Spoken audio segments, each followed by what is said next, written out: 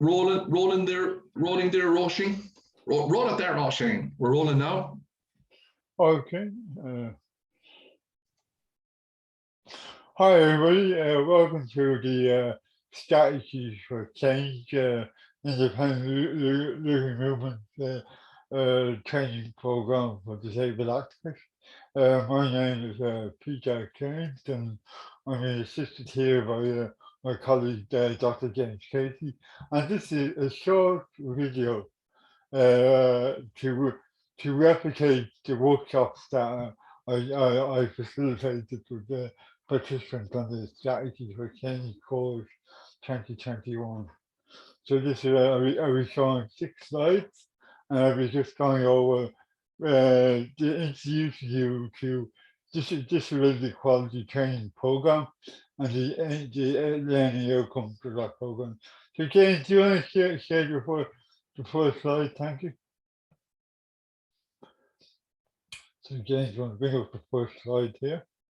The first slide identifies my background and the IT and social inclusion coordinator for the on-site project with the Independent Living Human Rights.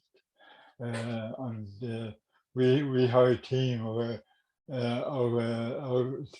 7 people who are across all the border countries of the Republic, looking at social inclusion and IT access. And my real background is as a disability equality consultant and an architect across America, and unfortunately adapted to adult children who were taking on my money. So we're talking about disability equality training. So you see the cartoon there. This one, the fantastic UK colleague and activist Griffin.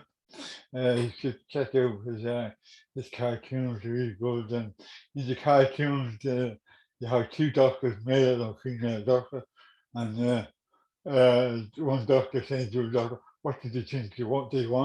What do you think they want?"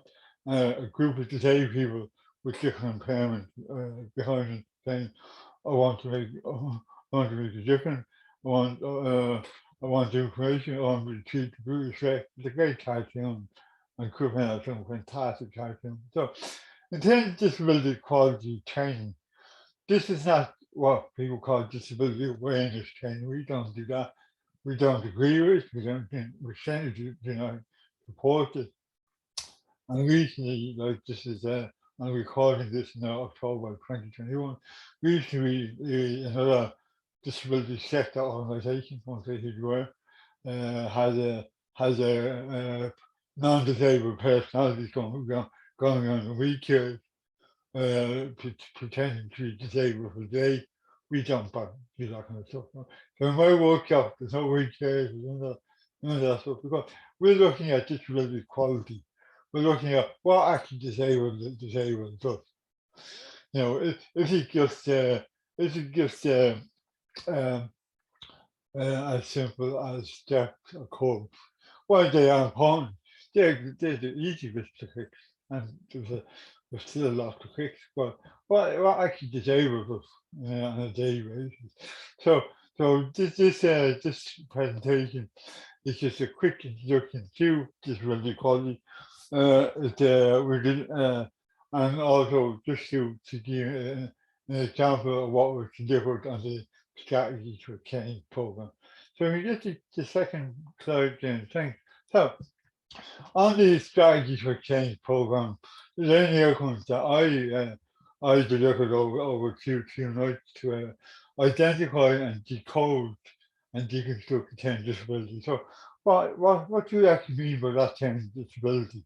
No, what does that actually mean? So that's myself and my colleague Dr. James Casey and all the activists and the board, the living women think it's essential that we first clarify what we mean that term.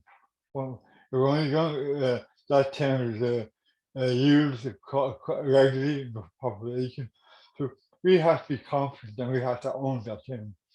Then in the training we looked at, identified and engaged with the medical model of disability. So that's it. What is that model? So the idea was to get the activists to recognise the medical model of disability. The training forms that we know what the medical model of disability is. And just to clarify, medical model is not anti-medicine. It is certainly not anti-medicine. If I break my leg, I go to hospital to get it fixed. So the medical model is a term.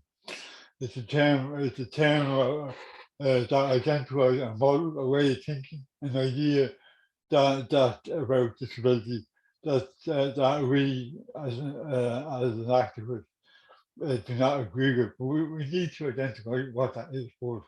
Secondly, we need to identify and engage with the social model of disability towards what understanding of disability equality is. So the social model is the bedrock, the foundation of disabled activists. So the independent living movement, the social model, is core to what we do. It's not something that's a point of information. It's not something that we tick a box. It's the social model underpins everything we do. So the social model is a bedrock of disability equality. And disability equality really came to core in the 1990s by activists, feminist activists, activists from different ethnic backgrounds, working class activists, because we identify the social model is the foundation, which we're bedrock, but we have to also identify that other means of oppression like gender, class, and ethnic as well. So the social model, but as you see, is that the medical model overshadows class, gender, ethnic background, sexuality, all that. The medical model cancels that out completely, where the social model opens the gate for disabled activists to also recognise oppression, be it because of impairment labels or be it because of class or gender or ethnic background. So and then the outcome from the strategies for equality workshops were to understand the barriers that experience that disabled activists experience, be confident around terminology and words within disability discussion in this course. Something my background is I have a degree in literature and old English and modern English, and I have a master's in the film studies and a HDIP in adult education. So I really appreciate, I really enjoy the power of language and how it can actually change oppressive situations. But we as activists are going to come together with under different impairment labels. Like I had the label of cerebral palsy, which 50 years ago was called spastic, which is actually still the formal medical definition. But that label was imposed. I did not pick that label. So when I talk about being a disabled person, I need to clarify what that the word disability. I have confidence around that. And then the disability equality is sort of to have been shared ideas of inclusion as opposed to integration. So what that means is that integration is usually parachuting a disabled young teenager, young woman with impairment labor into a local youth club and hoping that she integrates. She has to integrate. Where inclusion is that the local youth club do disability equality training, the teenagers, especially the teenagers and the youth workers, and the disabled teenagers, and the youth club becomes more inclusive. Not only in terms of of physical access, but also attitudinal work around games that everybody can play, trips that everybody can go to. So really about today, the disability equality training on the strategies for change was identifying thinking as an action. So when I delivered the workshop to the participants, it was just to get the participants who eventually are becoming activists, get them to identify the role of just thinking as action. Take time out and think about the measure model, think about the social model, think about terminology, think about language, and then go use that to influence your action. So James, do you want to move on to the next slide? So thank you. So what do we actually use of disability? Colleagues of mine then, unfortunately, my colleague died a couple of years ago, but Con Barnes is exactly survived. It's the idea that before disabled activists like ourselves, disability was really, it was really connected to the idea of tragedy, the idea that it's a health issue, medical issue. It's something that we have to cure. The impairment label is important. We need to know how the impairment label. We need when people are identified like Down syndrome or cerebral palsy or schizophrenia or multiple sclerosis or paraplegia, that label dictates how those people should be treated. Dictate their path in life as well. So the impairment label takes over. And you probably know, they use that word a lot, impairment label. But if you think of my body, is my Peter Kearns' body, no, nobody else's. So the idea of impairment label trying to be imposed on me, on my body, that I have to fit into that impairment label. I don't have the power. So disability traditionally was to a person tragedy, the health issue, and the impairment label dictated society's response to that to the label. Then so in terms of how we as activists, disabled activists, had turned that upside down. So we identify how we are disabled. That disability is great. Disability is actually great. So the idea that steps, curb, bad transport, inaccessible buildings, negative attitude, best things like best interests of duty of care, which is how people have no power about the future. Disabled adults can treat like kids. That's all created by society. So that's a disability. So and it doesn't those disabilities like bad transport, like in accessible buildings, then as I said, negative media representations, that they are oppressive and they are taking away our human rights. So things like human rights can only happen in a place where that disability is recognized as a social barrier. As we see in the medical model, we see that the medical model will always overshadow human rights. It will always overshadow gender and class as well. So because the impairment label takes over.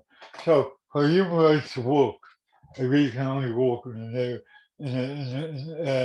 the start, where we start by talking the term being disabled, being a disabled person is being disabled by society. And then if we recognize that, we can start looking for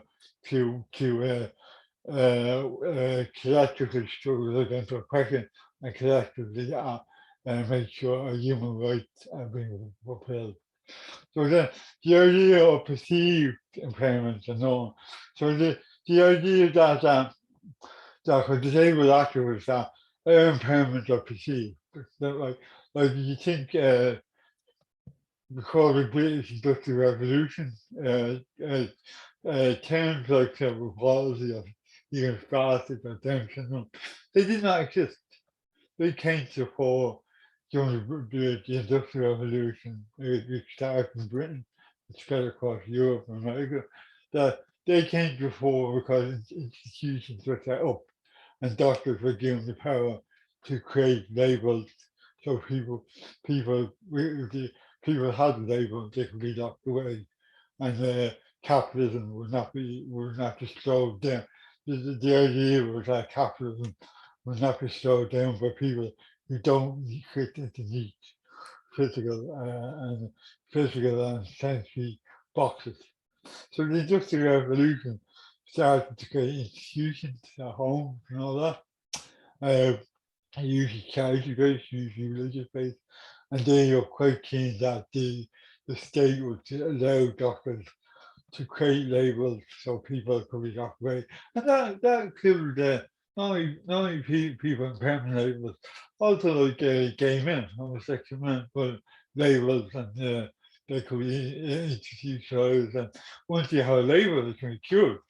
So the idea of curing gay men and mostly gay men, that's so gay men, but mostly gay men who were institutionalized. So the thing with the way people with perceived impairment imposed was the idea that these labels, the identifiable labels, and these people can be cured, such as cerebral palsy. Say, I gone to do it twice, and so far the cure hasn't kicked in yet. So there you go. So the term disability now, disability and disabled, and for activists is the social barriers and attitudinal and physical that impose, that oppress us, and that impairment labels are perceived. I go next one, James. Only two more to go. So distinction. So the idea that the impairment label is an individual experience, a perceived experience, right? So also that disability is also that it's the exclusion of people with by having impairment labels as well, due to discrimination or oppression. And this disability equality is fundamentally an issue of social model-led right. So disability equality is about social model-led right. We see the two models in the world. So that's why human rights is part of the social model process. It's not a thing itself. For disabled people, human rights can only become effective if the social model is effective. So human rights cannot work in a medical model. So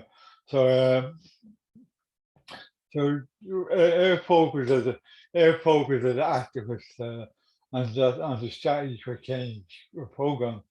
My job was to get future activists to identify that it's all about the redefinition of disability for us as disabled people, disabled by society. So James, do you want to go to the quick one, the second last slide? So yeah, again, guys, this is a quickie tour of what was delivered in strategies for change. So if anybody wants any more in-depth training, do contact on myself. But just in terms of we've identified that the word disability is not the impairment label. It's not the impairment. Disability is created by society oppressive and disabled. So to understand that, we need to recognize when the medical model is happening. So if we come against a situation where the problem is identified with the person and their perceiving and their impairment and their body as a problem. That's the medical model. So the medical model always identifies people by their impairment label. the medical model is concerned, is worried, is anxious about an individual's lack of ability. It's all about the lack of ability, and it's carry out normal, so-called normal activities. So the idea of what is normal. So if you're thinking again, going back to the Revolution in Britain, the word normal became policy in 1866. Before, so actually, so normal in the state, British state, don't forget we were part of the British Empire at the time, the state was starting to identify what's normal and what's abnormal, what's not normal. So the medical model would say that to say people are not normal, right? So the solution to make it normal is about curing it. So either religiously, like the Roman Catholics going to do it or not, pedagogy or Fatima, or to science, Western science, stabilizing the impairment, surgery, medication, and get the individual to change. So that's integration. So if you want, if the individual wants to integrate, they have to change. They have to get out those steps, or they have to get on that bus. Therefore, they have a problem. So medical model also has a lot, mostly, if not 99%, is that it's using non-disabled professionals, non-disabled experts have power over and curing or stabilizing the impairment or changing the individual. So the individual, the disabled man or woman, a child, in the medical model, they have no power, they're passive, they're victims, they suffer. And non-disabled experts and professionals are there to fix them. So that's the medical model. So the social model is the opposite. Is as I said, activists past 40 years, 50 years of thrown out in topsy-turvy. And so we just said, actually, the problem with the disability is the environment, the society. It can be physical, it can be social, political action, etc. So the idea that it can be cultural as well. The idea and the culture that non-disabled actors playing disabled characters. That the theatre community doesn't see any problem with that. And when I work with non-disabled actors, they're totally focused on the impairment they will represent the label. So in terms of social model, I have to get them to recognize, no, first of all, that should be acted by a disabled actor, and secondly, it should go to character. So the social model translating to authority by recognizing society is a means of oppressing disabled people. So the solution is not about curing the individual. The solution is about transforming the environment and transforming society, and also transforming disabled people to become activists, like on the reason behind strategies for change. So I would say capacity, building up the confidence of disabled people, particularly activists, to effectively work together in groups, cross impairment, like in living rooms. People have different sensory, physical, mental health and well-being impairment labels, but we all work together collectively in the social model. And then the finding most important that the disabled person as an expert by experience of their own lifestyle, their own bodies, and their own choices and power. So just to finish the last slide, James, thanks so much. So just from parting thoughts on so today this was about introducing what was delivered on the Strategies for Change program, which disabled activists and which has successfully ran throughout 2021, and we're running it again. So the thinking behind disability equality is that it has to be delivered by disabled activists and academics.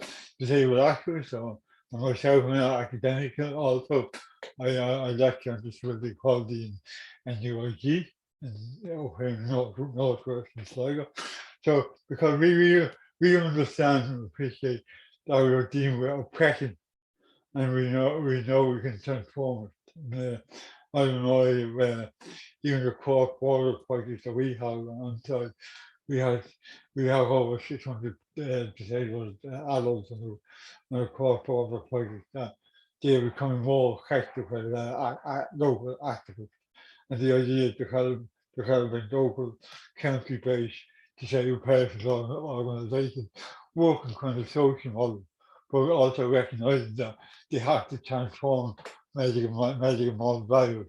So the idea is that the idea behind strategy for change was to create a pool of disabled activists who are working on better or disability equality thinking as an action.